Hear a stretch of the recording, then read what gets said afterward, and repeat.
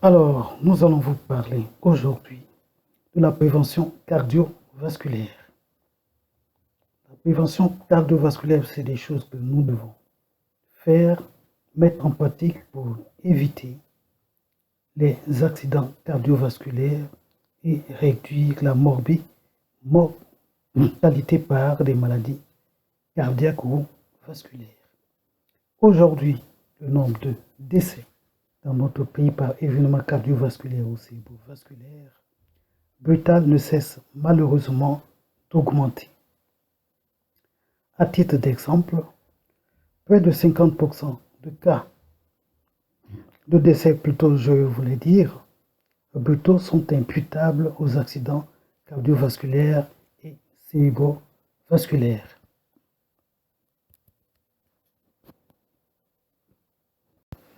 Nous allons parler aujourd'hui essentiellement de la mort du sujet âgé ou de la mortalité du sujet âgé pour que ça passe mieux pour vous qui n'avez pas fait médecine.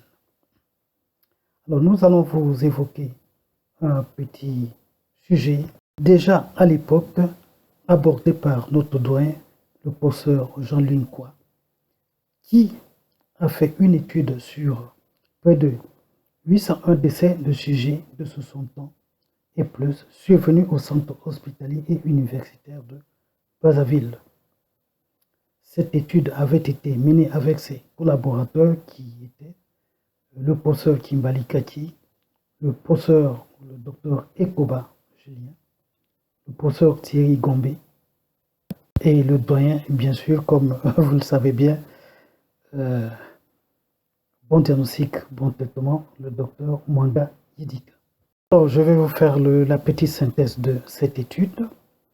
Cette étude, bien que un peu plus vieille, je vais dire, mais actuelle, la situation du pays étant un peu plus pire qu'au moment où cette étude avait été faite, permet d'identifier les principaux axes sur lesquels doit s'organiser la prévention cardiovasculaire. Les maladies cardiovasculaires, en particulier les AVC, ont été la principale cause de décès du sujet âgé dans cette étude menée par nos doyens.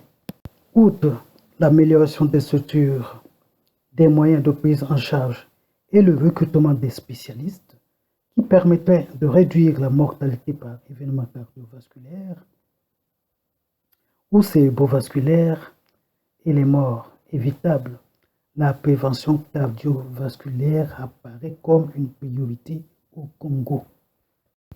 Quelqu'un a une question? Non? Non? Ok, on continue.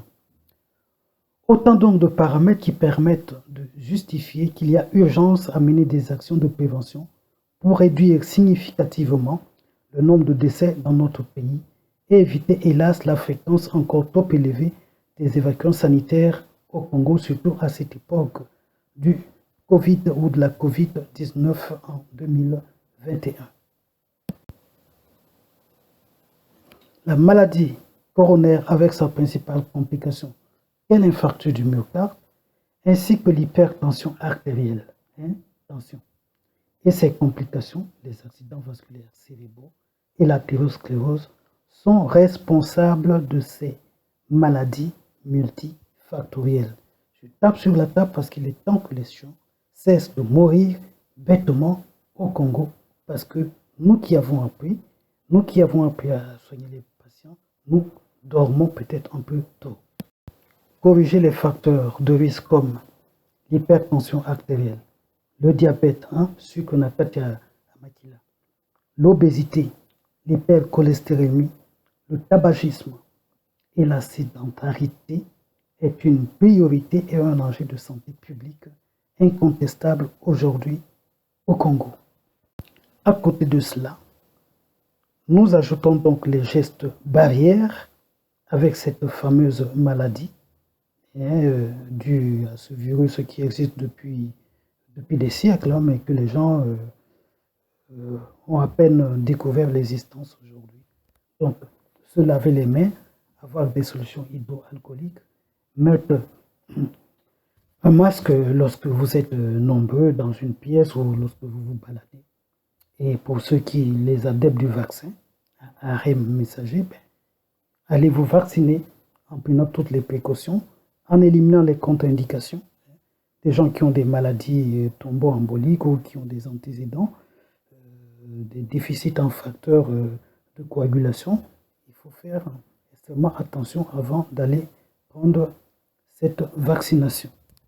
S'agissant du tabac, malgré l'effet délétère connu du tabagisme et d'une mauvaise alimentation, la prévention doit être plus systématique pour toucher l'ensemble de la population.